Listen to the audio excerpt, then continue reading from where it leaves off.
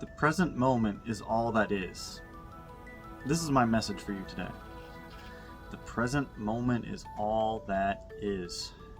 The past and the future do not exist. The only thing that you can and will ever experience is the right now. Your past and future exist in almost a parallel with your dreams. It's just that one happens while you're in a waking state and the other while you are asleep. You know, there's a reason they call it getting nightmares of your past or someone having dreams about their future. Your memory fades and changes, and at the same time, the future never really turns out exactly as we anticipate it will. And even doing something as simple as changing your perspective about something that happened in the past can completely change how it exists in your mind. Sometimes this belief we have about the future and the past can be so influential that it can create self-fulfilling prophecies. Alright, I'm sorry about that. There was so much construction and let's keep it going. I'm just going to start off where I was. The present moment is all there really is, and anxiety and depression represent the duality of worrying about circumstances you can't control, whether they're things that have happened or could happen.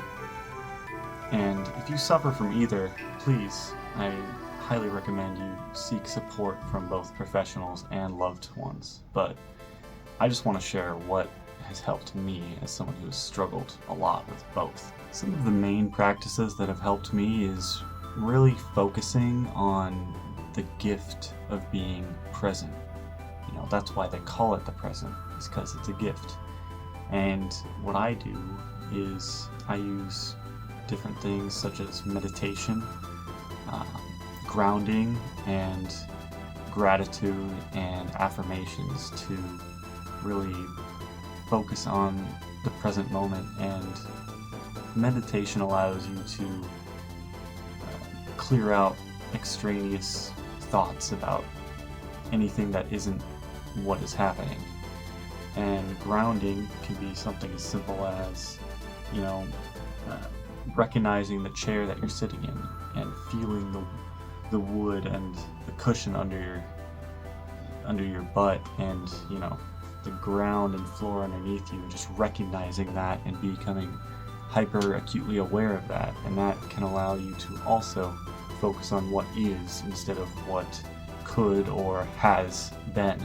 Most importantly, having gratitude about the current present moment allows you to invite more joy into your life. When you are appreciative of even the negative things happening to you and recognizing that these are experiences that you will grow from and become stronger from, and having gratitude that you are so powerful and capable and strong that you can actually handle the current circumstance, that you can, overcome your depression and anxiety. That gratitude and shift in mindset about what's happening to us can create a really powerful ripple effect in our lives that makes our lives much more joyful and much more abundant. In my life, I've noticed that we lose sight of the present moment and that flow state where things are just happening naturally, and that you're just moving in accordance with, the universal tide in a way. And we lose sight of that when our reality doesn't align with what we desire our reality to be. When we think we should have this thing or this house or be in this place, and we're not there, and we think about that and dwell on that, that's when we start to lose sight of the present moment and begin living in a state of desire rather than knowing and accepting. We look to escape our current situation rather than having faith and taking action towards bringing your current reality closer to your desired reality and bringing yourself to where you want to be. And you don't really have to take it from me. I'm just a guy. But Here's what the Buddha has to say about focusing on the present moment and letting go of distractions. If I'm wrong here, let me know. The past has gone. The future is not here yet. There is only one moment for you to live, and that is the present moment. Do not pursue the past. Do not lose yourself in the future. Looking deeply at life as it is, in the very here and now, the practitioner dwells in stability and freedom. Finally, the secret of health of both mind and body is not to mourn for the past, worry about the future, or anticipate troubles, but to live in the present moment wisely and earnestly. Social media and modern entertainment and distractions are purposefully designed to make you leave the present moment and bring yourself to somewhere other than where you are. That has been one of the greatest struggles for me, is overcoming my addiction to escapism and overcoming the desire to distract myself from my actual reality. And if you struggle with that, know that it's not entirely your fault.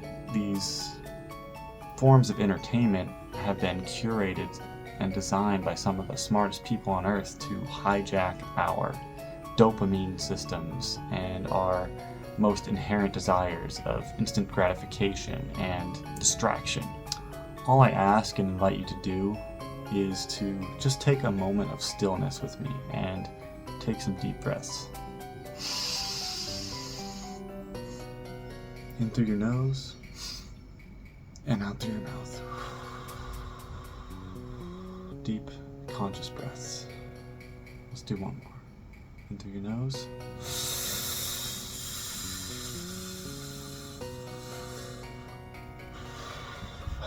Out through your mouth.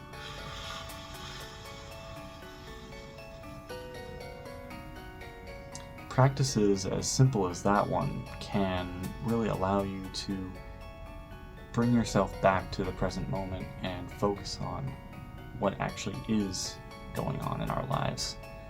Being more aware and present of our lives will always end up making them better in the long run. For a very long time, I didn't really care about myself or where I was going, and I didn't really understand that the small moments and things add up to, getting better incrementally instead of being so overwhelmed by what has been or what could be. Instead of focusing on every moment of time leading up to an event, you focus on the overwhelmingness and the feeling of the event itself, the fear associated and attached to what you perceive could go wrong with something that could happen. Instead, when you focus on the little moments and take things day by day, hour by hour, even, second by second, it creates compound interest. For example, 1 hour is ultimately a very small part of your life and a instantaneous blip as far as the cosmos is concerned. But 1 hour of focused intention could change your life. If you spent 15 minutes writing down everything going wrong with your life, and 15 minutes writing down everything good happening in your life, and then spend the next 30 minutes writing what you're going to do and setting up boundaries and setting positive intentions and creating actionable, achievable steps.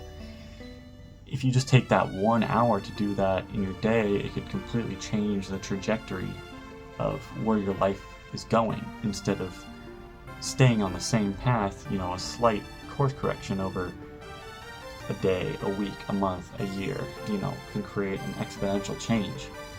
And if we focus on the present moment as much as possible and take in that compound interest and, really maximize us living every 24 hours of our life, it can really completely change our outcomes in life too. I also find that writing things down really allows you to capture the present moment. The present moment is still everything that you will ever experience, but by capturing that essence of the moment, you can use that to plant seeds to create a better present moment when it comes to you.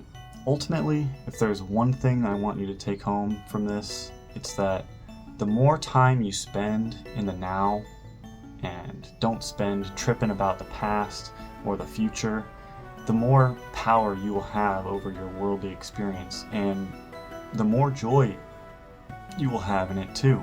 Be grateful for everything that's happened to you, good and bad, because it's brought you here to this very present moment. Even if you have regrets or desires, those also still only exist in the right now.